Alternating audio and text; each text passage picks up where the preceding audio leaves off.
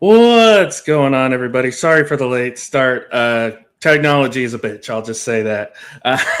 Anyway, welcome into a special Monday edition of Let's Talk Major League Baseball. AP Alan Perel is joined, of course, by the esteemed Jonathan Grishman, Mr. First Base Coach himself, future Las Vegas A's first base coach. Jonathan, how you doing, my friend? Oh man, I'm doing good. Doing good. The weather's finally warming up down here in Beeville, Texas, and I know I get no sympathy from you Northerners when I say warming up. Now, technically, I'm not a Northerner. I'm just like I'm on the borderline of Midwest and the South. So you're a Northerner to me. I mean, technically, yes. I know. Again, I know I did not win any favors from Scott when they were dealing with that big snowstorm, and I go, oh hey, it's going to be 90 degrees down here in Beeville. So, meanwhile, he's got like 9 feet of snow up there. I can imagine all of the curse words that I'm sure the Massachusetts came out of him really heavy when I said it was going to be 90 degrees here in Beeville last week. So I can imagine I'm not the most favored person of his right now. Oh, that's okay. He'll be sending you a couple players to Atlanta here in a couple of weeks. And speaking of which, Scott Cope joins us now. Shut up. Shut up.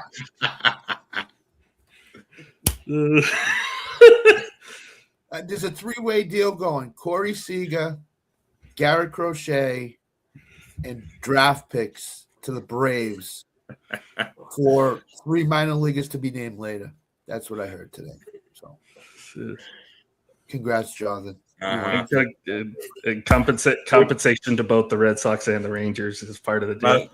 We're talking about my comment of the weather last week. It was, listen to this. It was 50 degrees and sunny this weekend in Boston.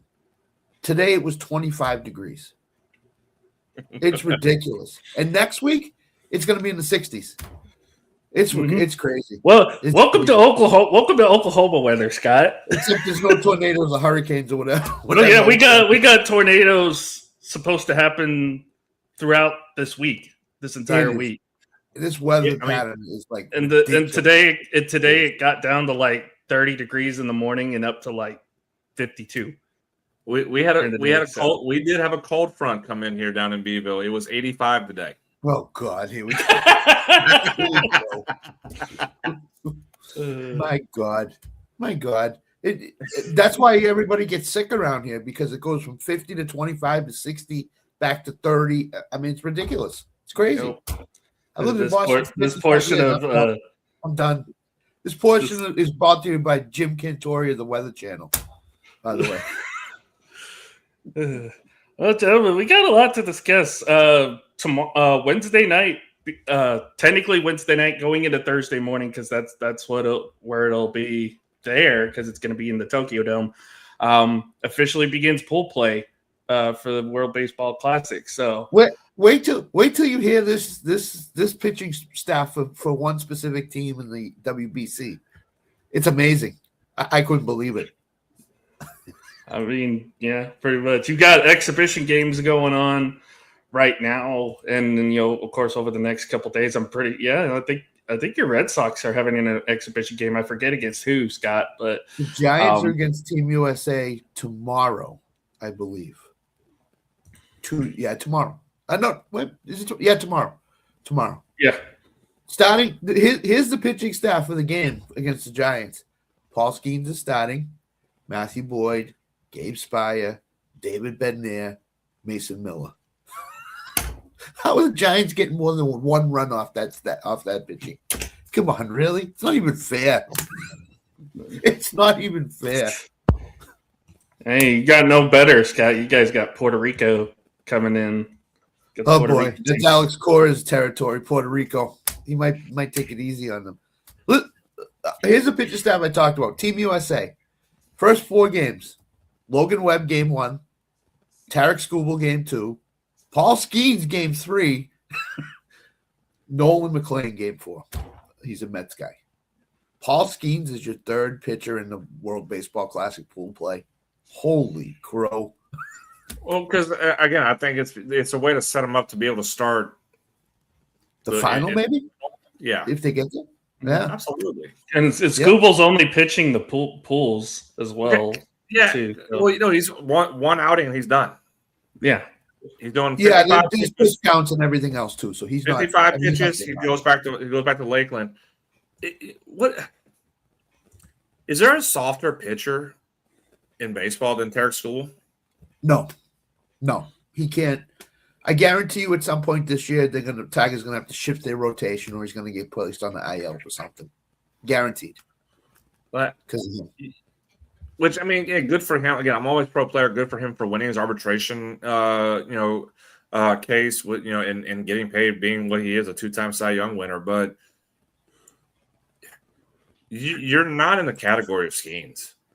You're not. Or Crochet. You're not in the category of any big name pitcher in Major League Baseball now. I know Garrett Cole missed all of 2025. At this point, I'd probably still put Garrett Cole ahead of Skubal. Yeah. I would too. Because I at least know what I'm getting out of Cole. And I know we haven't seen it in 2026, but we've seen a history of Cole being a guy who's going to get the baseball and is going to go 8 innings at least, or 9 innings if he can, and still be dominant as can be. Whereas we see Skubal struggle to go 6 and say, yeah, that's it. I'm good now. Like, I think he's a very soft pitcher. He's very soft, and he's as talented as can be. And I hope he has success throughout his career, but you're never going to be in the conversation as some of the best in the game by limiting yourself to 5-6 innings and not being a guy who is going to be counted on to go win the game when it needs to be won the most. And I don't see that about him. I know he has the awards, and it'd be asinine to me to sit here and say that. I can't put him as a top 5 pitcher. I can't, because I cannot sit here and say he's a guy who, if I give the ball to, he's going to be the dude that we need to win a game, who needs to go and be the lockdown guy who's going to go 7-8 innings if he's rolling. He hasn't shown that in his career. He hasn't. So I'm very reluctant to even right now be as hard-nosed with it to say that he belongs in the top 5 of pitchers in baseball, because I can name 5 guys who I would rather give the baseball to who's going to go get me 9 innings, or if they can, and pitch phenomenal. Yep. I haven't seen Skubal. How many? I would like to know how many complete games in his career so far Skubal has. Alan, you checking it, or do you want me to? I mean, you can, because I've got like 5 different tabs up right now. Okay, so I'll check it in a second.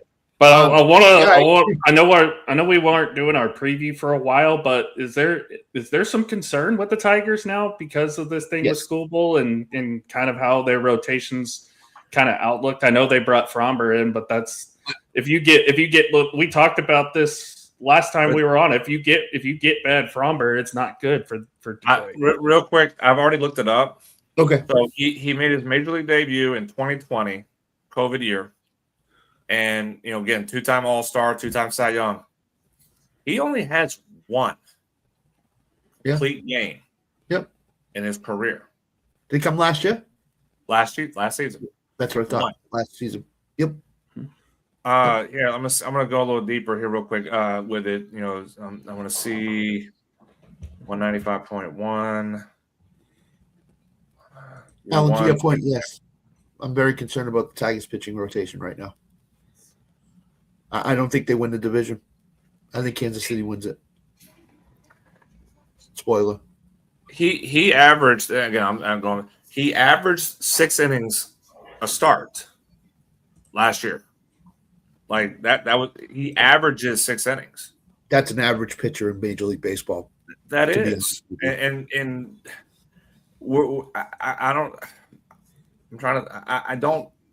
I can't put him in the conversation with we're going to put him in this conversation with Skeens because he's a Cy Young winner 2 times, and he's up there in as far as just how good he is. He's nowhere close to Skeens, but he's not anywhere near Skeens because again we know Skeens will go 7-8 innings and be an unhittable pitcher, whereas it's a struggle for Skubal to go 6.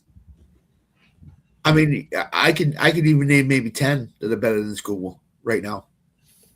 I mean, maybe not have the stats that he has, but a guy like Logan Webb is going to go 7 innings. He might give up 4 runs, but he's going to be a very effective pitcher through 7 innings. Skubal, okay, yeah, he might strike out 8 guys, but he might go 6 innings, give up 1 run, strike out 8, and walk 4. I mean, yeah, I mean, any sign of trouble in the 5th, 6th inning, they'll probably ramping up the bullpen to get started. Look at why he won the Cy Young. A lot of the American League pitchers last year were either hurt, out for a majority of the year, or just struggled. You know, Evaldi and Cole were both out. I believe Lugo was out for a while. You know, the only competition he really had was Garrett Crochet there in Boston. Call me a homer, but Gary Crochet had the stats that were better than Skubal in a lot of instances last year. What happened? Oh, our host is gone. Me. Oh, there he is. You're back. I'm here. Gary Crochet stats were better than Skubal's in a lot of categories. I'm sorry, he should have won the Cy Young last year over Skubal. Sorry, just the way it is. I mean, a lot of people said his underlying stats and all that stuff were much better than Skubal's. I can see a 17-12 season this year from Skubal. I can see one of those. You know. So, I mean, I don't. I'm especially if they don't get production on offense this year. If their offense struggles to score runs, you said 17-12. I could see a 17-12 Skubal season. I can't because that would be a career high in starts. You don't think what do you think is just that, like 25 games? He's made 30. He's made 31. So yeah, okay, that's probably close to that, right around that number, 29. I mean, it's okay. I'm off of my math right now. He's averaged the last 2 years 31 starts. No, I'll go. I think he'll get to 25 starts. I don't see him being a guy who's going to continue to go third. I mean, I just don't see that there's a drive in him to want to continue to be that 30, 31, 32 starter year in and year out and have a pitch limit. Like, where's the wins going to come from if that's the case? At some point, they're going to catch him. At some point, they're going to figure him out, you know? So if that's the case, I say 15 wins. I don't think he's getting to 17.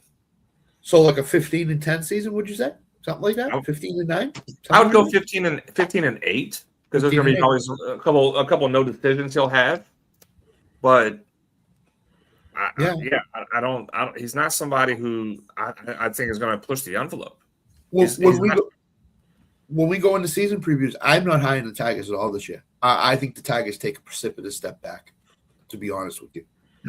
I can't see the Tigers winning 90 games this year. I don't even think they win 88. I think they're like an 84-win team. Because Framba's going to blow up at any time. They signed Verlander. What's he got left in the tank? If Skubal is not the ace that Skubal has been for the last year and a half, or is the pitcher near the pitcher that he has been, that staff is very, very short this year. I do not like. Should they have traded Skubal this offseason? Yes, I think so. I believe so. You can replace him with a couple of guys that are going to combine for what Skubal does. I was going to say, normally a team would be chomping at the bit to trade for a Tariq Skubal. Maybe this is also why no team took a chance. And I know, you know, down the line, obviously throughout the season, we're going to be talking about the inevitable strike, but then that's probably part of it too. But I'm a little bit surprised no team kind of pulled that trigger on wanting to trade for Skubal. I could see the AL Central champion winning 83 games this year. I think it's going back to the way AL Central was 5 or 6 years ago, where there's only one team over 500 this year. That division's weak. That's a weak sauce this year. So I mean, could Cleveland win it? Yes. Could Kansas City win it? Yes. Could Detroit win it? Yes. But they're not going to win it with 90 wins. No, I think this is. I do agree. I think the Tigers will take a big step back. I think this is the Guardians' division to win this year. Yes, I agree. I would agree. Kansas City and Cleveland might be the top 2 teams in that division this year. I think it's a one-team race. I think the Tigers let the Guardians catch them. No doubt. Yeah. Mhm. So if you want to talk about momentum going into the offseason and into 2026, the Guardians have that momentum. Yeah. So going into, and again, I have not seen the Royals make a move that makes me think, oh, yeah, hey, they're going to get it. 2025 was an anomaly for them. 2024 was the year. They'll figure it out and go back to 2020 in 2026 to repeat what 2024 was. I haven't seen a move that they made that gives me that confidence in the Royals to do so. And I do think the Tigers take that step back with the Guardians showing that they are capable of catching and winning this division. I think this is not even going to be. I think the division gets wrapped up early September. Early. I don't think this is a competitive. Really, the only team that I have seen that has made significant moves this offseason has been Chicago. Like, Cleveland's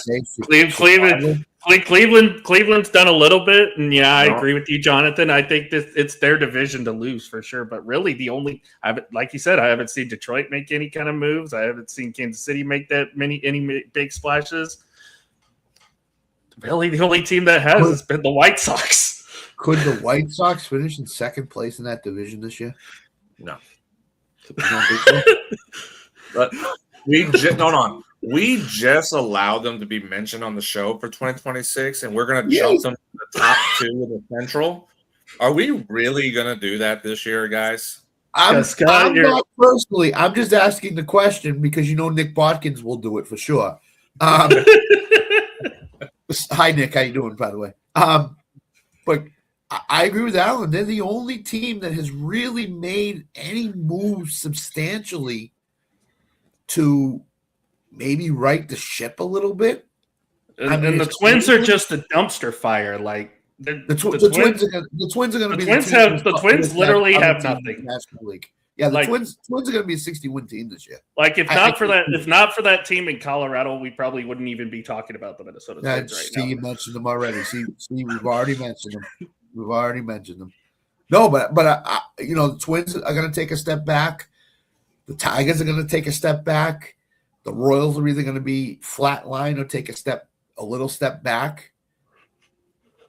Dang, I might pick the White Sox for third place this year in the division.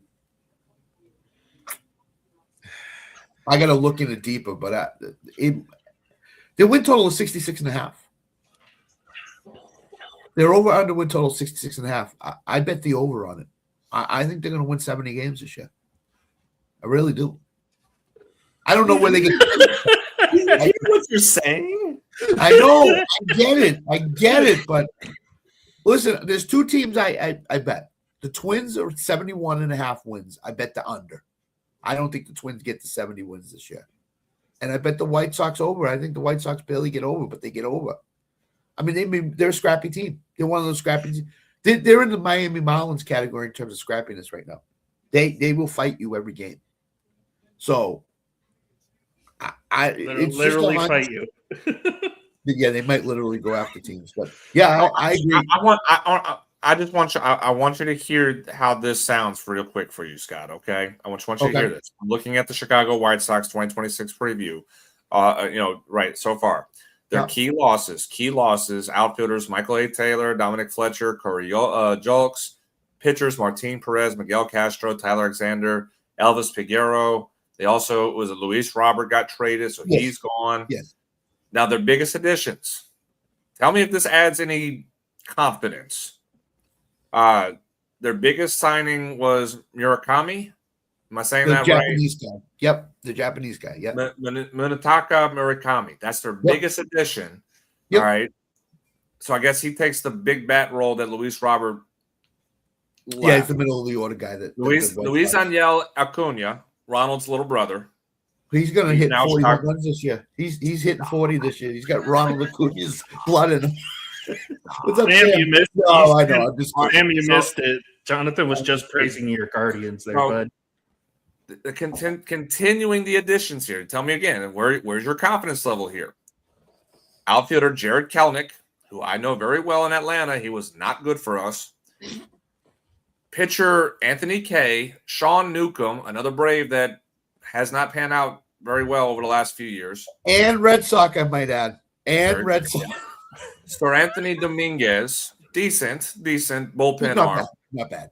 Lucas Sims, decent bullpen arm. Yeah. Utility fielder Lamont Wade Jr., reliever Jordan Hicks, outfielder Austin Hayes, and then your starter Eric Fetty and Austin Voth. Boy, those last two names give me all the confidence in the world to win.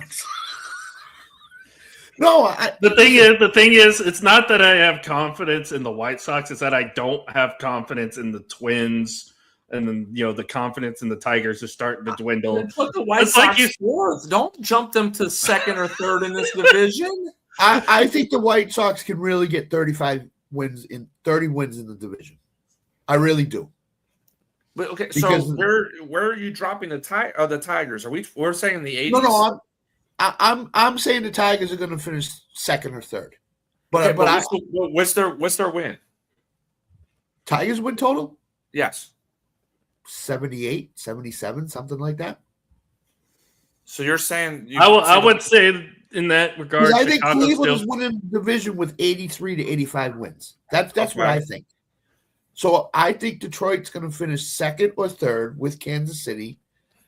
And I think that Detroit and Kansas City are going to be in that 77 to 80 win total. Somewhere. You said you could see the White Sox jumping to third place. I could if the White Sox 66 or 67 wins goes to 80 wins. No, I think it goes to 75 to 70, 77, somewhere in there. I just like the way the White Sox played last year in a lot of spots. But I could see them be. I could see obviously the biggest addition is not Murataka, the Japanese. Murakami. It's Braden Montgomery, who has been hot in the minor leagues for the last couple of years. Yep. And he's projected to be in the big leagues this year.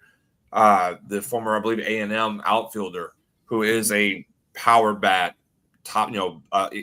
Imagine for you, Alan. Imagine Langford, but probably a little bit more polished. That's Braden Montgomery. Mm-hmm. Mm-hmm. That's who Braden Montgomery is. Langford had a lot of the hype and the potential. Montgomery is more of a polished player already going into his MLB debut at some point this year, ready to go. Langford is he was sky high potential.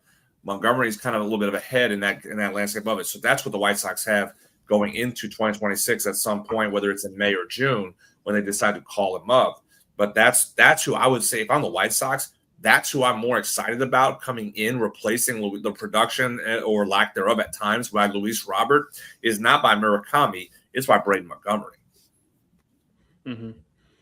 And I think it'll prove dividends. I still have them finishing fourth because I think the Tigers will be just good enough to finish third. But like you said, I don't see anybody in this division other than Cleveland winning it. And to Sam's question here, which team would be moving to Nashville? Would it be Tampa? An expansion team? It might be either Tampa or Chicago. The White Sox. Tampa.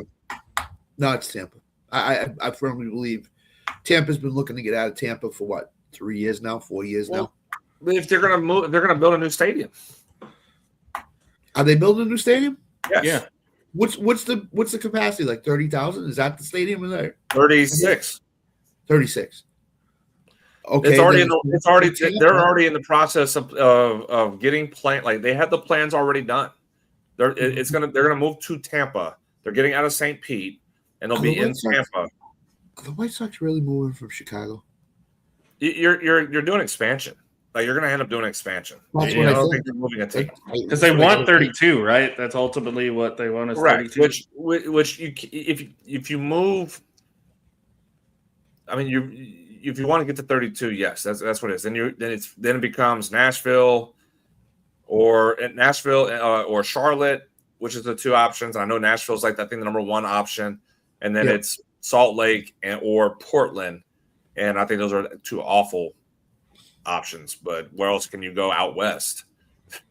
Where else can you go to Montana? Oh, come on. I mean, could we see another team in Texas?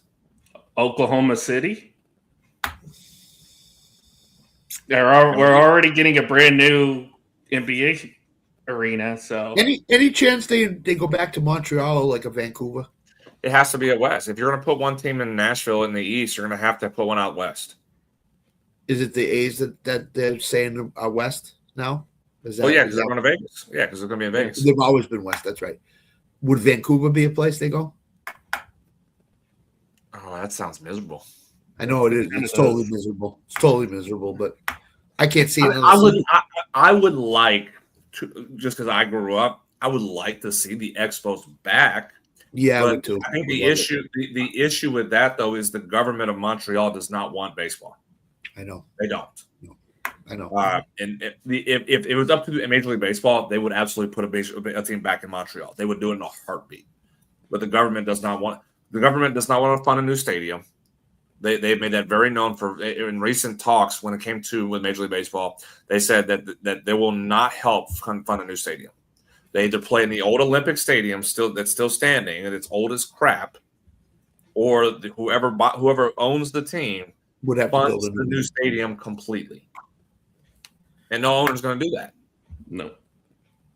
I would say this would Oakland dare take an expansion team on? That's the only city I can see out west that makes any sense. Oakland or Vancouver. But I don't know if they would want baseball want to go back in Oakland again. Well, but it goes to you got to build a new stadium. See, I would say you say Nashville. I would say Oklahoma City as well. But the thing is, you can't put them in Bricktown because that stadium's too small. Mm-hmm. You would have to either build a new one, which would have to be maybe outside the city somewhere, or which I don't think that's or try to expand Bricktown, the Bricktown ballpark. I think MLB has exhausted all the western cities that they can exhaust right now. To be honest. You can't put one in Montana. Can't put one in like Idaho. You can't do Salt Lake because it's cold in March and April. Yeah, you can't do that either unless you're building the dome in Salt Lake. Which I don't know. Maybe Utah seems like they're getting hotter with professional sports right now. They have the hockey team there. They get the basketball team there. They have a football team, obviously, but. You could say Vegas if the A's were moving. You could say Vegas if the A's were moving there. Yeah, but you already have Vegas with the A's and play. Like I could say Oklahoma City potentially, but is it big enough? Is it because you're growing? I think Oklahoma City. Tell me if I'm wrong, Alan. Doesn't it seem like if that's the case, you're growing too fast if you're Oklahoma City? I mean, in a way, yeah. Like you just now financed for a new NBA arena, which I drove by construction by there, by the way. It's literally going to be across the street from the old Chesapeake Arena. So, like, literally, it's just going to be that old big building that was right there. But it would be the ultimate question. Can Oklahoma City financially afford to bring in a baseball team? Can they sustain Major League Baseball? If you win another championship, maybe. I think you can because there is some oil money over there. There is some oil. You got guys who have oil money that live around that area. The thing is, and I heard this the other day, Devon Energy's moving out of the city. The biggest building in the city is the Devon building. So so there goes some cash flow right there. I'm not sure the West has a place that makes a lot of sense. Oklahoma City could do it. It would just be hard to find a spot to put the stadium at. They'd have to put it literally the only open spots are both lakes. It's like you got Lake Hefner and Lake Overall. Plus the weather isn't sustainable either. I mean, you're looking at you come on and say there's another tornado watch going on. I mean, MLB, are they going to deal with? I mean, the only thing that backs them up with it right now is they have one of the best AAA teams in the minor leagues. They're the Dodgers AAA team. I mean, could you again? If we're trying to do this regionally, and I think that's the thing is like we're always talking about regionally, finding ways to make it work. But what if we don't look at it regionally? Because aren't they trying to get away with divisions anyway? Isn't it been Manfred's one of Manfred's conversations about about doing away with divisions and just do American League, National League, which we're not even really doing. What you're always doing interleague play anyway, but have a just all American League, all National League. And if you're doing it that way, why does it have to be regional then? Why do you have to find a regional team? I mean, you could then do. You don't want to do Nashville and Charlotte because that's just too close proximity. You already have that. You already have that in the Northeast, where you have Pittsburgh, Philly, Yankees, Mets, and Red Sox all compact to each other. You have the Orioles and the Nationals compact to each other. So I think then you throw it. So if you put Nashville and Charlotte, they're all right next to Atlanta. So you're kind of ruining. You're almost oversaturating the Eastern market by putting those two teams back together. Yeah, I would agree with that. That's why I would say if that's the case that Oklahoma City probably would be the more ideal option. There was even a conversation at one point that New Orleans was being mentioned for it, but I don't think the city of New Orleans does not. Mm-hmm. The city of New Orleans doesn't want to do baseball. I would, as much as I would love that, because again, I would have my home still be baseball. But again, I'm always going to be a Braves fan. But I would love to have a MLB team in New Orleans because we used to be a really good baseball city when we had the Zephyrs there, and then and how. When Berkman and Biggio and Bagwell all were playing minor league baseball with Roy Oswald as well in the Houston Astros days, were playing in the Zephyrs in New Orleans. That city they love baseball, but I don't think they can sustain baseball. That's the problem. So as much as I would love to see that, I don't think New Orleans would be a good situation. I could throw San Antonio. San Antonio might be. Would y'all think San Antonio be an option? Yeah, I'm just reading. San Antonio would be an option. I'm just reading now. It says Salt Lake City making splash amid Major League Baseball expansion talk. Well, yeah, and they've been the favorite out west. That's been the favorite one. Out west. I think it's been like Salt Lake and Portland, Vegas, OKC, Portland, and like a couple others. There's too much. I don't want a baseball team out. Not to make this political. There's so much crap going on in Portland. Let's leave baseball out of that area. Let's don't even try to bring a team into that nonsense that's going on out there. I know a place you could go. What about California? They only got one baseball team. You consider? I mean, the Angels are terrible. I mean, you want to have one in Omaha? Almost not big enough. Yeah, it's not big enough. You can't do it. I think the leading contenders in Nashville, Salt Lake City, and Charlotte. Those are the three.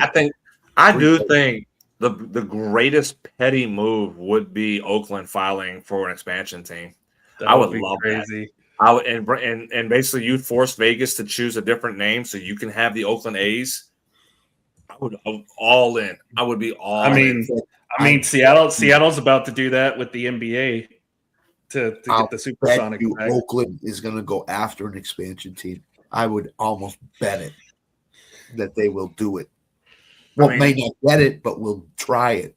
It depends on the owner you get. You don't think that the owner? You don't think there's a way someone could convince the owner of the Warriors to put up funding with a group to bring Oakland a baseball team back, and you have Steph Curry is going to be part owner too.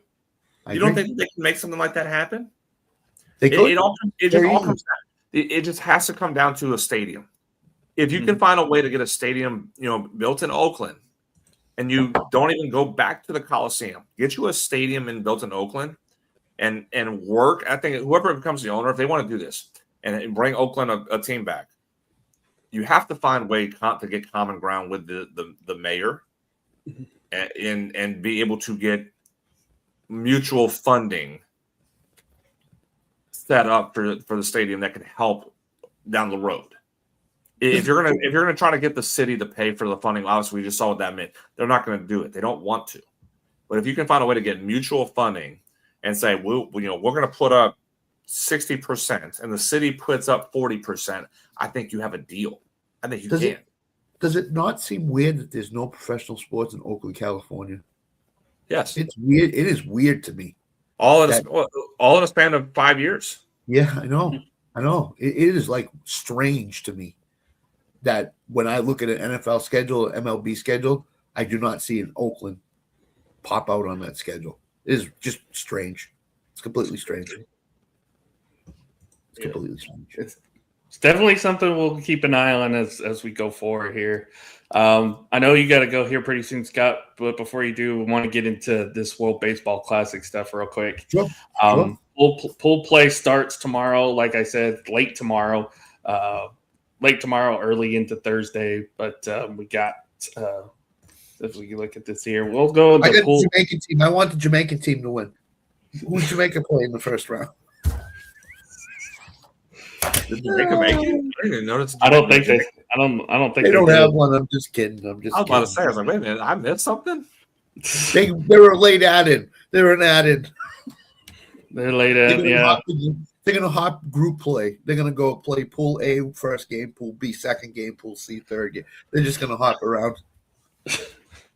That would actually be entertaining. Not gonna lie. That would be entertaining. Wouldn't they have to get on a plane to go to America to play one game, then to Japan to play another game? Great. That'd be crazy.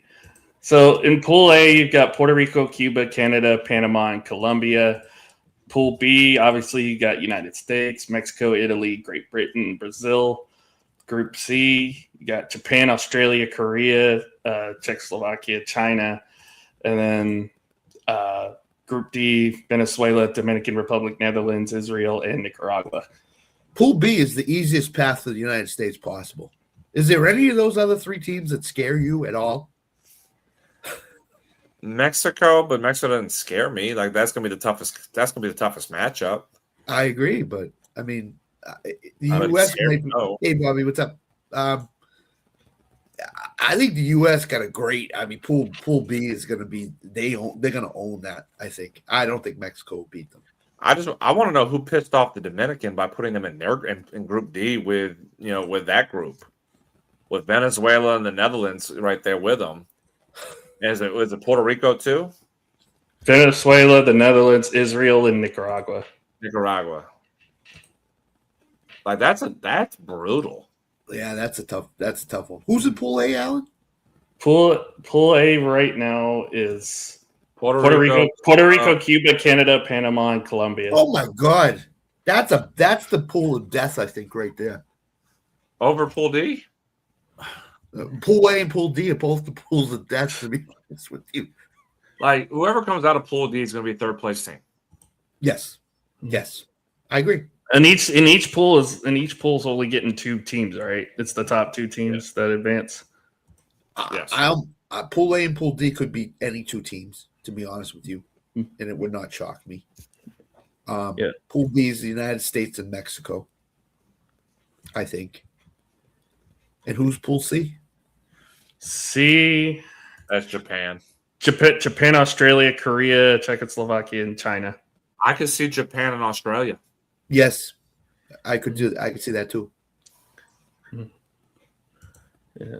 This is all set up for the U.S. to play Japan again in the final. That's what the powers to be of this want.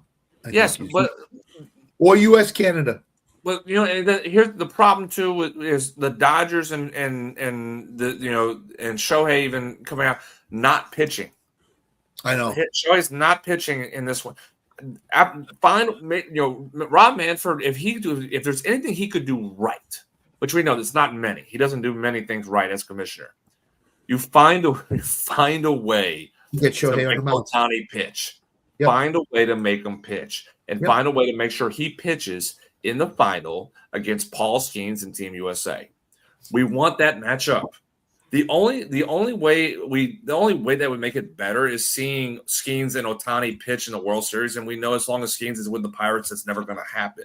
When you talk about a worldwide opportunity, and I've said this from the beginning when we talked about the World Baseball Classic months ago, a worldwide. You want to talk about the greatest, most viewed baseball game in the world, shattering records. Japan and USA, Ohtani versus Skeens. That's it. Yep. I don't want to see any other pitching. I don't want to hear while the whole World Baseball Classic is taking place for these next couple of weeks. I don't want to hear about a pitching matchup until I know for a fact that we have Ohtani, Skeens, USA, Japan. That's it. Is that Jonathan? Do you think that's a Dodgers mandate, or is that Shohei saying I'm not pitching? Both. Dodgers. I think Ohtani would. I think Ohtani would want to, but he again coming off his second Tommy John. I think he's just being cautious. But I do think it's a Dodgers. What was the greatest image of the last World Baseball Classic? Shohei against Trout. Ohtani versus Trout, yes. Why can't we have that again? Ohtani versus, like you said, Ohtani versus Skeens. Championship game for all the marbles. Because he had his second Tommy John. Because he had a second Tommy John. We don't want him to pitch in the Classic. He can play. You had teams. You had major league teams basically were all fighting players not to participate because of the insurance, the change in the insurance that was being put for these players. Yeah. We heard that all for a month and a half. I want my players playing. I don't want to play.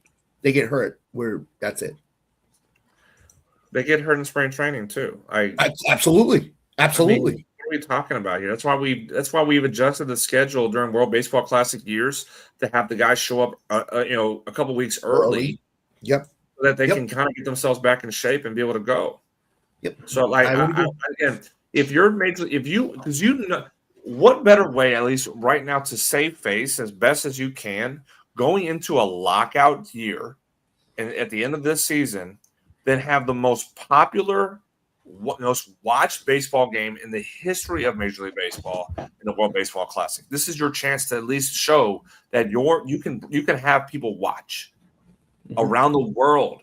We're not just talking about USA. It'll probably set a record here in the US too. But you're talking about the most watched event. I think Ohtani Skeens, USA, Japan in the final of the World Baseball Classic would shatter the World Cup, which is always a record setter, most watched TV event in the world. Yep. You could have 100, at least over 100 million people watch. Because Mark DeRosa gets it. He set his pitching staff up so Skeens would pitch in that championship game. And knowing how Paul Skeens is, representing the country and wearing the USA across his chest, there's not a moment you could have you could tell Skeens, hey, we're not going to have you pitch. No, right. You're not taking this opportunity away from him. And to your point, Scott, on how they set up the poolings and everything, Group A, Group B would play each other in the quarterfinals, both the first and second place team. Group B, C, and D would play each other in the quarterfinals. So it does set up a potential USA-Japan final. Whoever did it set up the USA-Japan for the championship game because they wanted what Jonathan just said. Shohei and Skeens in the championship game until Shohei came out and said, or the Dodgers said, he ain't pitching. He can hit, he ain't pitching. I think it's more Dodgers went to Shohei and say, hey, Shohei, there's bigger fish to fry during the season here. We don't want you pitching in the World Baseball Classic. We don't mind you hitting. We don't want you pitching. And Shohei said, okay. And that's where Shohei came out. Which I think if that matchup still came up, I still think it's gonna be a must-see moment having Shohei go up against Paul Skeens, but it's not going to be like Jonathan said. It's not going to be the pitcher's duel we want. It's not going to be the Trout against Ohtani, 2023, whenever they played last. It will when you have Skeens versus Ohtani, hitter versus pitcher. That will be, and I hope that happens. But the spectacle of Ohtani is also his ability to pitch. Yes, and we're being deprived of that. And I looked it up. It is a Dodgers decision. It's a Dodgers decision not to have him pitch. That's exactly what I thought. Friggin' Dodgers screw it up again. That's why this is why they do not. And I get it from their organization. They don't want him to pitch. If he gets hurt, they're out. He's out. if he hurts his elbow or arm or whatever, he can't pitch for them. I kind of get that, but what you're doing is you're every baseball fan. That's appointment watching. If Skeens versus Ohtani for the World Baseball Classic Championship is the starting matchup, that's appointment watching for almost everybody that watches it. It's appointment watching. And now the Dodgers said, no, we're going to deprive everybody of it. No. See you later.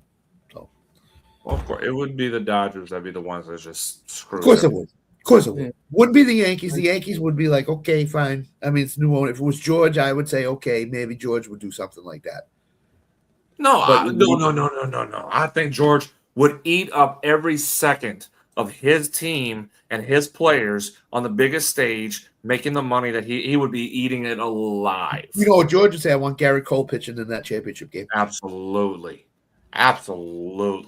Yep. Or back in the day, Ron Guidry or whoever. I want them pitching in the championship game. Make it so that they pitch. And like you guys said, it's basically the players want to be a part of this. They want to be a part of it's the owners and the teams that are kind of holding these guys back a little bit.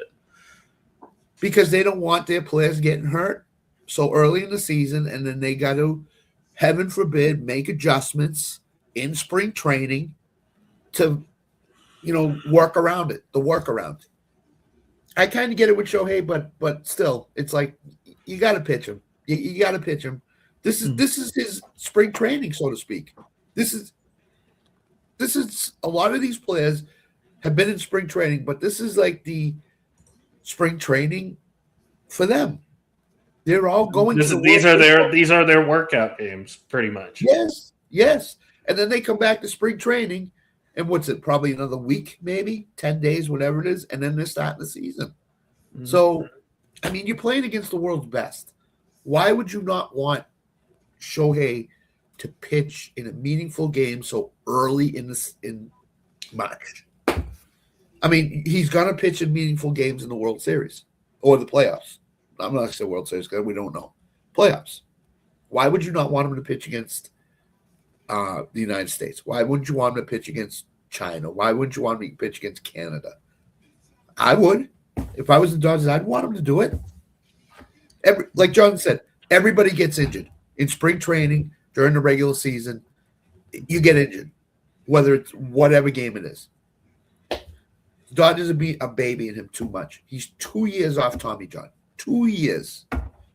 This is supposed to be the year that, according to what Tommy John people say, this is the year players get stronger. Second year back from Tommy John. Shohei's second year back. Should be good. Mm-hmm. But I digress. Yep. Well, we'll get at that. We'll recap it, of course, whenever it's finished. But over the next couple of weeks, I know, Scott, you got to go. Anything else before you head out? No. Just an update. Everybody, thank you. Things are starting to turn around with my wife. So thank you very much to everybody. Awesome. It's getting slow. It's the slow ride. It's the roller coaster, up and down, up and down. But things are starting to turn around. So thank you to everybody for your prayers and keep them up. So Absolutely. Continue prayers, my friend. Hope you have a great night, sir. You too. Take care, everybody. See you, Scott. See ya. Jonathan, what you got going on here this week? We are going to spend a nice 4-hour bus ride tomorrow to Galveston College down in Galveston, Texas. We have our series opener tomorrow. So junior college baseball here in Texas has a very awkward schedule. We play Tuesday. We turn around and play on Thursday. So we travel Tuesday. We'll play at home on Thursday, and then travel again on Saturday, again, all against Galveston College. It is a very weird schedule, and for us, again, from being at Coastal, it's 4 hours. So we drive 4 hours to them. They drive 4 hours to us. We turn around and drive 4 hours for a double header on Saturday. So it's going to be a long week if I have to say so. But not even Cancun. They got to send you to Galveston. We got to go to Galveston, yes. And I think that's Charles Barkley's one of Charles Barkley's favorite places is Galveston. Galveston and San Antonio are two places that he absolutely loves. He loves the churros down there in San Antonio. But we head out that way. We start up a series against Galveston, conference series. This is a series that, as high as we've been, and it's been up and down. We've been having a little bit up and down here and there, but we've shown we've been able to play really good baseball. We took down, we did lose the series to Blinn College, who's number 9 team in the country last week, but we were able to take game 1 from them and kind of stun them a little bit. So we've shown our capabilities. We've shown that we're capable of and being able to be competitive. It's now, how do we sustain that mentality and elevate ourselves to separate our where we were from our past to where we are to the present amongst the teams that we compete with, where we're trying to go. So this is a good test for us, and that's not necessarily a test, but more of just an idea of what kind of team are we? Are we the contender team that we think we are, or are we a team that kind of hyped ourselves up? If I'm speaking as a journalist here in how we evaluate the teams, I think that's a big kind of a test for us right now. And we have to put it in the boys' heads that we have to show out. What we did against Blinn doesn't mean anything if we don't take care of business against Galveston this week. So that's a big message for us, and kind of going into this series. I think it's a winnable series. I think we should be able to win the series and be able to handle business. It's a matter of what do we do, how do we go about it, and handle and are we ready to take that next step in the development of the team and of the players that we have to be a playoff contender when it's all said and done. Absolutely. Well, best of luck. I know the 4-hour drives are not fun, especially thankfully we got a bus. So last year I had to drive vans. We have a bus, so I'm sitting and riding this year. So I'm not mad. I'm okay with it. So I have had to take those long Texas bus rides before, so I completely understand. I told boys this because it was funny because they're like, man, it's a 4-hour drive. We're going to Galveston. I go, yeah. If I were to take a 4-hour drive from my hometown in Slidell, Louisiana, and I took 4 hours east like we're doing, I'd be in Florida. Mm-hmm. That's just and these Texas kids can't fathom that idea. Like, wait a minute, you take 4 hours from Slidell right outside New Orleans, 4-hour drive gets you to Florida? I'm like, yes. Mm-hmm. Yeah. Mm-hmm. Well, 4-hour drive doesn't get you across a section of the state, of Texas. But yeah, so it's always funny, and I just see how they. I used to live in North Texas, in the north part of the Texas, just about an hour or so from Wichita Falls. One of our competitions we had back in this was a long time ago, back when I was still in high school. One of our competitions we went to was in San Antonio. So we ended up taking a charter bus down there. It was a 6-hour drive from where we were at to San Antonio down there in the southern part of Texas. And it's like, is Texas really this big? Like, it's crazy. Like, I mean, I kind of understand because, like, from where I'm at now to my hometown is 5-hour drive in the Panhandle of Oklahoma, but that's still not as bad as like only going through like less than a quarter of Texas in 5 hours. So that's crazy. Oh yeah. Well, next time we're on will probably be our official season preview show, which will be right after the World Baseball Classic. I know we've got a lot going on between them, but are we locking in USA Japan for the final World Baseball Classic final? Yes. I don't see Puerto Rico. It'll be USA Puerto Rico in their semifinal matchup. It'll be Dominican and Japan. Could I see Dominican beating Japan? I could. But I think when it's all said and done, I think if I have to be the prediction, the prediction, it's going to be USA Japan in the final. Yes. Mm-hmm. Quick question. I know we won't have the draft for a whole nother month, but I know you don't want to talk about the Saints right now. Who you liking so far at 8? Jeremiah Love. I think a running back, at 8, with Kamara being 31, 32 years old, he's on the back end of his career. I think I would love to see Jeremiah Love be the pick for the Saints at 8. If not him, I'm going linebacker. One of the Ohio State linebackers, Arnville Reese, I think that's what it was. They projected Reese going 2 to the Jets right now. If anything, it'd probably be Sonny Styles if you get one of those two. That's what I was saying. It was one of the 2 linebackers. I haven't had a chance to stop and look at the draft as much as I normally have in past years. But it's one of the 2 linebackers from Ohio State would be an intriguing, because it also depends on what happens with Demario Davis. Do you not re-sign Davis? He's a free agent this year. He's 34. They're about to be 35 later this year. So getting younger and more athletic at that spot is going to be probably very crucial. Or do you go running back at that spot? Do you go receiver, Carnell Tate, maybe? There's a lot of options if you're the Saints to go in that direction. I can see running back, if Love is there, they go to Jeremiah Love and they basically say, hey, Kamara, we have you for one more year, and then we're going to move on from you, and we'll turn the keys over to Jeremiah Love and give him to be the staple. Because no matter what you do, offensive guard, if you sign a guard, I think you still got to go draft an offensive guard in the second round. If you either go offensive guard or wide receiver in round 2. If you go Jeremiah Love or a linebacker or Sonny Styles at the first pick at number 8. So the guard or receiver are going to be more likely that pick at round 2.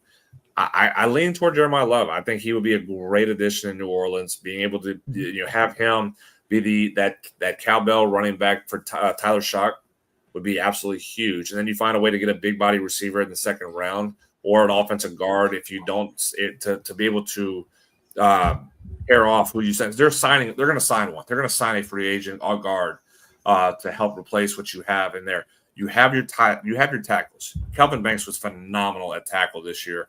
The right tackle from Oregon State a couple years ago, he's been good. So Fuaga, he's been good. So you have the bookends that you need. You need the interior now, and I think that's where they need to get. You're going to sign one in free agency, and you need to draft one too.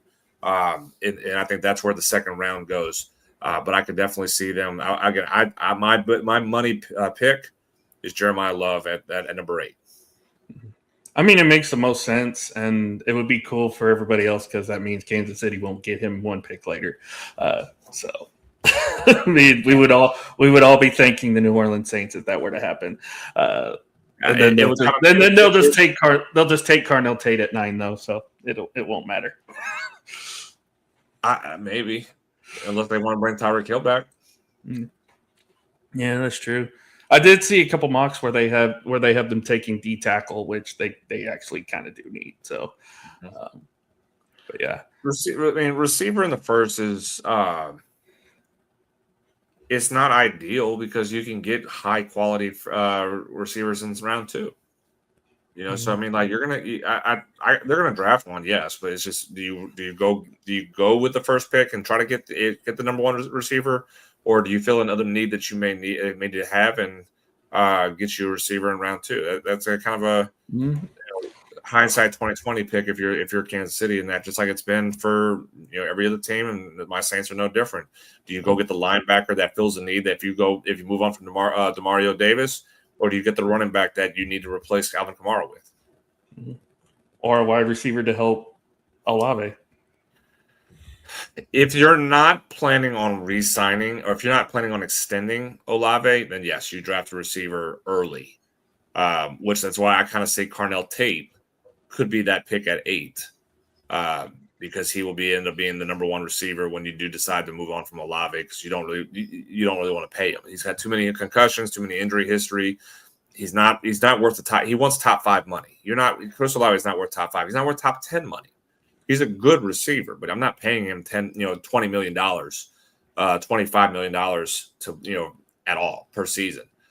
So if he wants to come down to 16, done, make it happen. but not going to 25. And that's one that he's kind of looking at is getting 22 to 25 million per season. Not for Olave, no. Mm-hmm. Well, that's going to be it for us tonight. Of course, I'm not going to speak on the Cowboys because we all know what they're doing. They're going defense. So they need to. They need to badly. But, yeah, we got that going on. Of course, we got Rec Room throughout the week.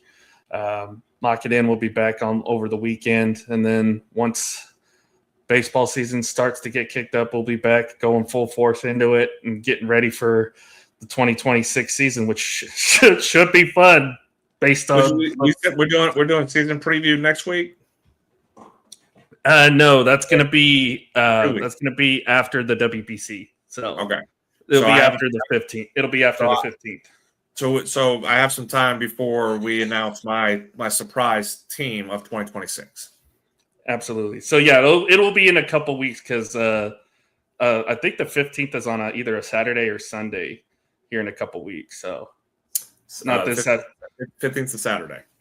Okay, so yeah, it'll be the Wednesday after that is when we're going to do our full season preview. So our 15th is Sunday.